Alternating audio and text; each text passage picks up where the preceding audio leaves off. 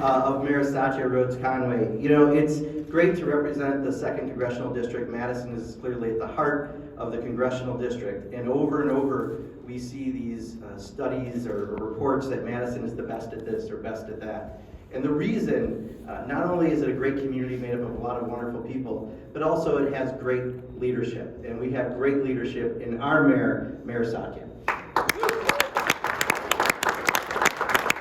Joe mentioned a whole lot of different things that she's done on the affordable housing front, on how we deal with emergencies when people call in. You can go down the list of innovative takes on income, guaranteed income experiments, all sorts of things to help people right here in Madison.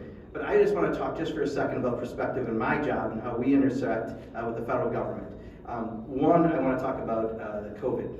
Clearly, this community did better than almost any community, especially at the worst of times, when the toughest of COVID was coming out and people were dying in very large numbers.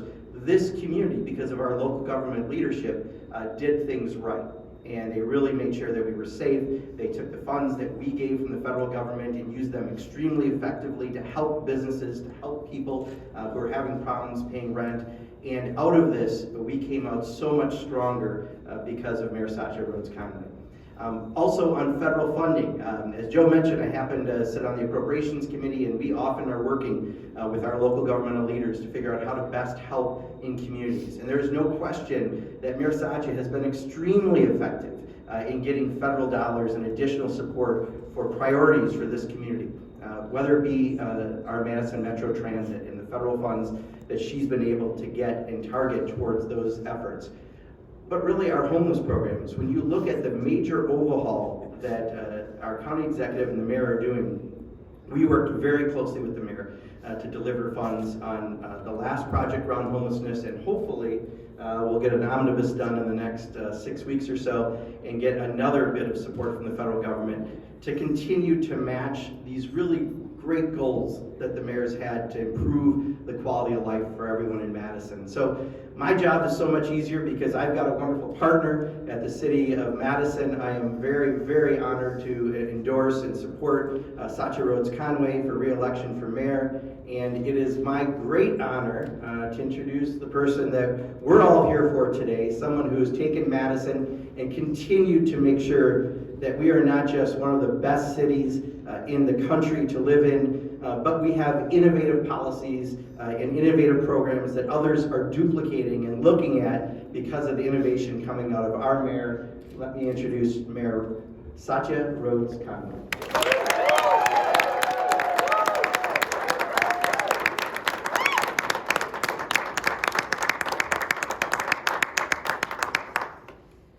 Thank you, Congressman Pocan, County Executive Parisi, and Alder Madison for the kind introductions. And thank you all for being here today. 4 years ago, I ran for mayor on a platform that included affordable housing, transit, climate resilience, and equity. I was excited to enter the mayor's office and get to work, and we did. But out of the blue came a historic challenge.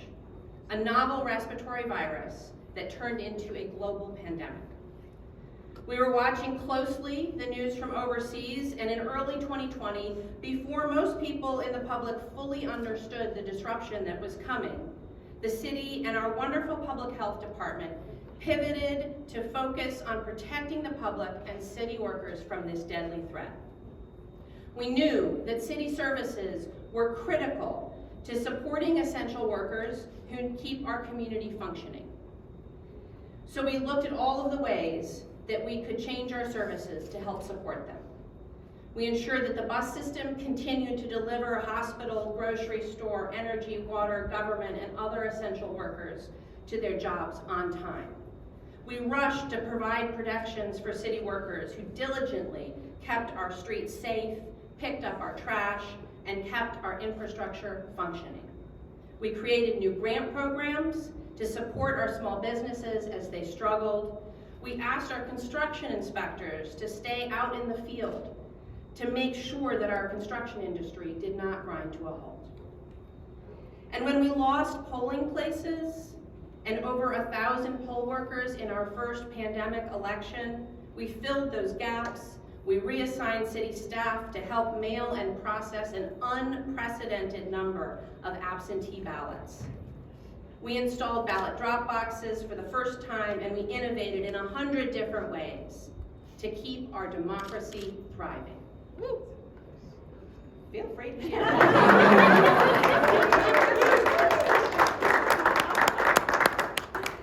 I met weekly with County Executive Parisi and our Public Health Director, and together we issued the state's first public health order and developed robust testing and vaccination programs, first at the Alliant Energy Center and then out in the community. Our collaboration resulted in remarkable unanimity and a desire to be guided by the science at each step of the pandemic. Together, we stayed firm in the face of opposition to public health orders. And all this hard work paid off. COVID is still with us, but Madison's vaccination rates are among the best in the nation. Our employment rate is low, and our economy is recovering rapidly.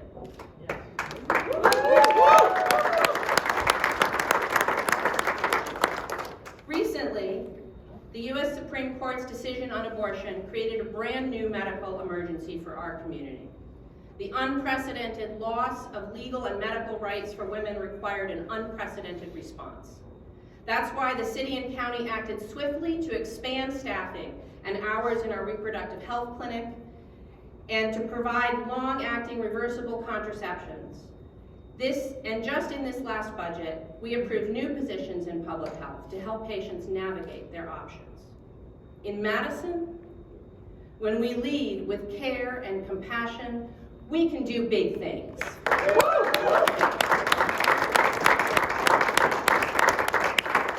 When COVID struck, we swiftly removed homeless men from crowded church basements to protect them from the virus, and we innovated new shelters in a number of locations. The city purchased a former nursing home and helped transform it into a family 24-hour-a-day shelter. The county delivered critical food assistance and ran essential respite and quarantine hotels that helped to keep our whole community healthy.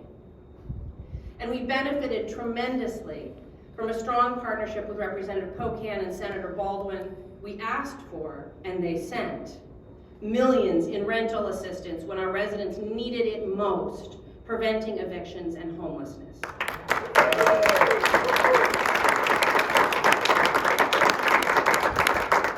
And today, Representative Pocan and County Executive Parisi are helping the city of Madison build the first purpose-built men's homeless shelter in the entire state of Wisconsin. We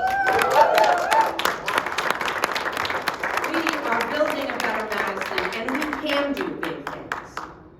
Nationwide and in Wisconsin, COVID spiked mental health issues, gun crimes, traffic fatalities, and really stressed out our kids. We are using every tool in our toolbox to improve public safety. I am excited to see the impact of our 9th ambulance, which we launched last January. It's improving response times all across the city and getting patients to the hospital more quickly. And I'm delighted to see the positive impact of our Madison CARES program. CARES is a mobile response team for behavioral health emergencies. We launched CARES in response to a clear need for crisis workers who could take time to de-escalate situations and center patient care. Madison CARES is one of a handful of programs like this in the nation. CARES teams, made up of a paramedic and a crisis worker, have answered over 1,200 calls, 911 calls, in their first year of service, diverting patients away from emergency rooms, allowing police to focus on violent crime, and saving taxpayers money.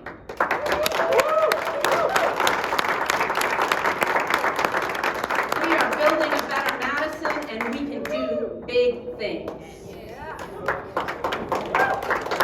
And when it comes to tackling gun violence and car thefts, the top public safety concerns in Madison, I've been working with MPD and our violence prevention unit in public health to take an evidence-based, data-informed approach. MPD has taken a serious strategic planning approach to target resources on critical issues and engage the community in every one of our police districts. I supported in my budget a new police reform and innovation director focused on using data-informed methods to create new strategies for violence prevention and to reduce disparities. This approach is working. The data show that public safety is improving and the trend lines are looking good.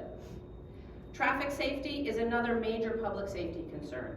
We have won national recognition for our innovative Vision Zero program, which was launched in 2020, which aims to reduce serious injury and fatality crashes to zero. The data is in, and we are making an impact. In the first 3 quarters of 2022, serious injury crashes are down 19% from 2021. But we are not stopping there. We have a good shot at a $23 million federal grant to help us install safety infrastructure improvements in neighborhoods across the city. And that grant is matched in my budget. We all know that COVID-19 and social isolation deprived our young people of outlets for fun, support, and interaction. That is why the city invested a record $1.6 million in summer youth employment and programming in 2022, provided free summer bus passes for middle and high school students, and launched the Parks Alive program, which debuted last summer and is designed to bring families out of their homes, revitalize our parks, and help build and deepen community ties. And when the 2020 election deniers came after us, filing multiple lawsuits against the city, threatening to jail me, and telling me to rip out our drop boxes, I stood up to the bullies and I won.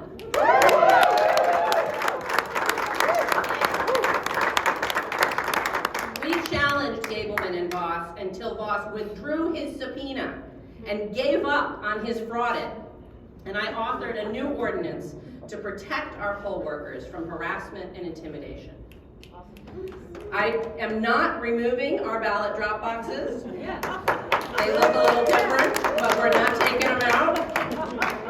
And instead, we will fight for a state Supreme Court that believes in expanding the vote, not constricting it.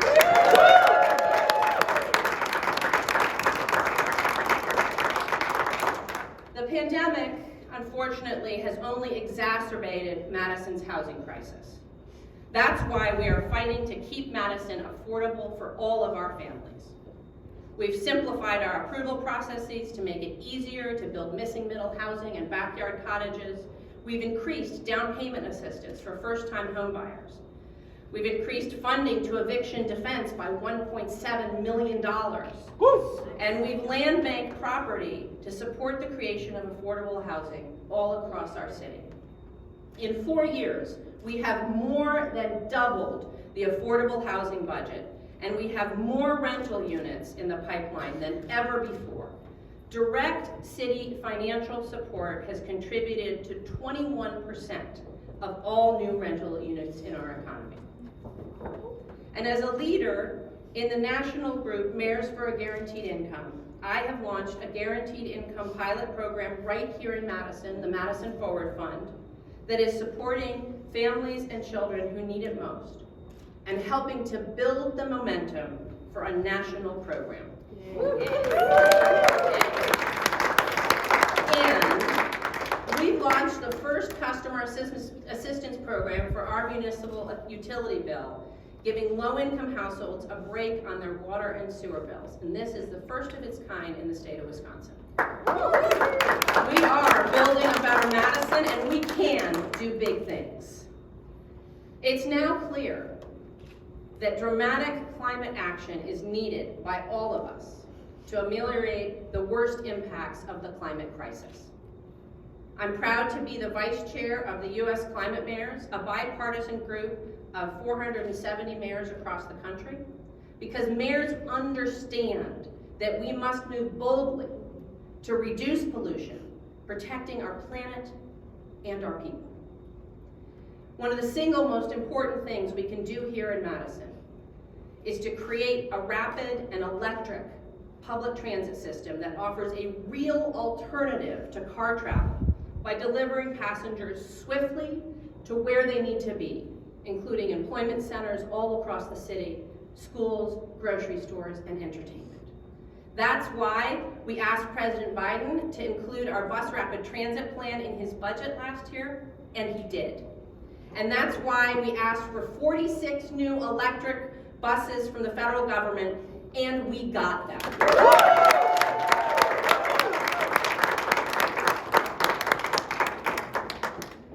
Madison's award-winning fleet is on the leading edge of decarbonization and electrification. And don't forget, we have the nation's first electric fire truck made right here in Wisconsin. We've installed over 1 megawatt of solar on city buildings and almost 3 megawatts in the community through our Madison program.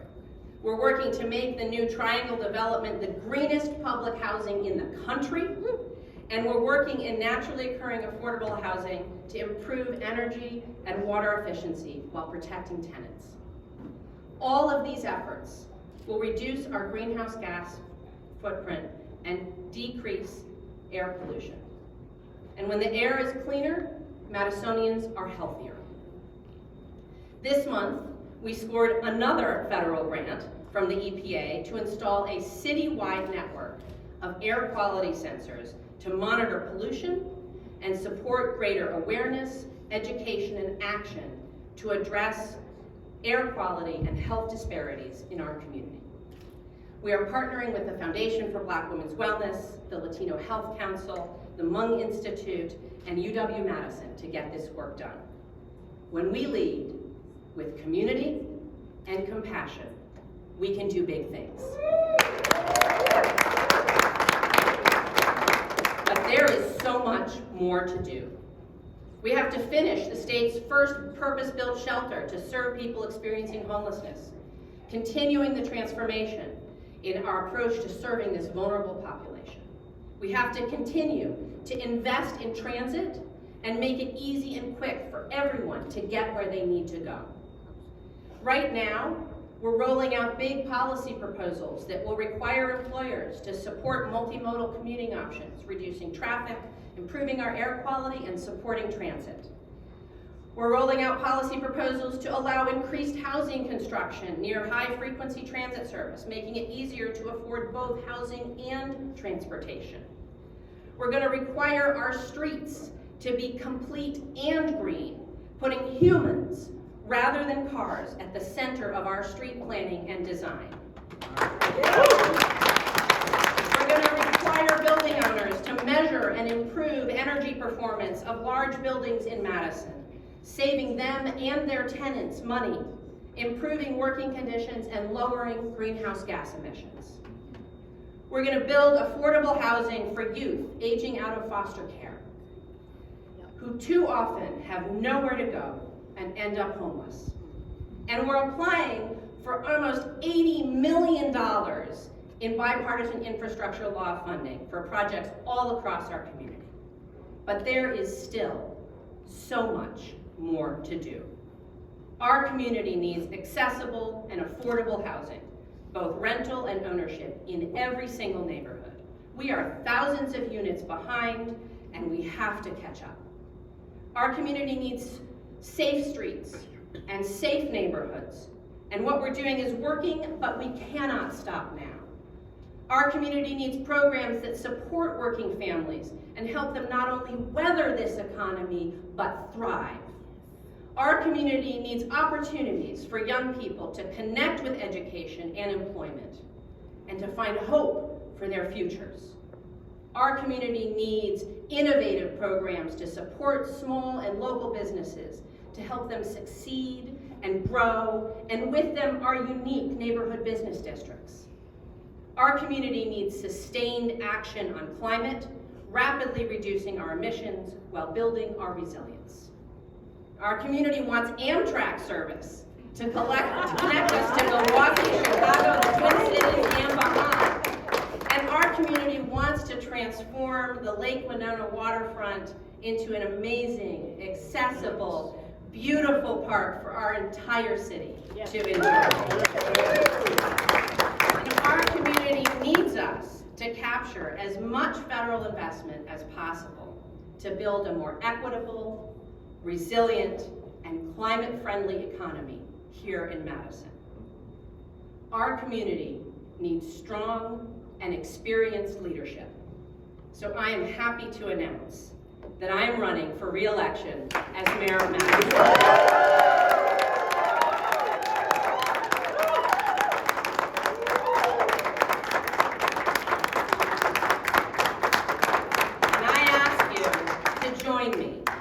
In building a better Madison. Thank you all so much for being here today, and I'd be happy to take a few questions from the press if there are. Thank you.